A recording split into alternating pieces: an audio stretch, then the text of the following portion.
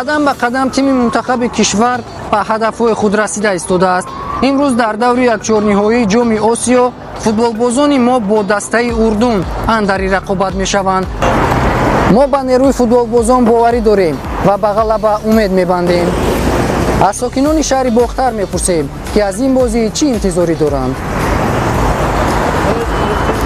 فکر می‌کنی تاجیکستان همیشه موفق می‌شود؟ 1-0 2-0 زنگارد ما با حساب 2-1 پیروز میشه و ماریلا نیمه‌نهایی راه می‌یابند. وای مت.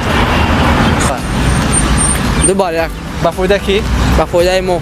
موفقیت می‌خوایم در تاجیکستان. سوالکم ما غلبه بکنیم.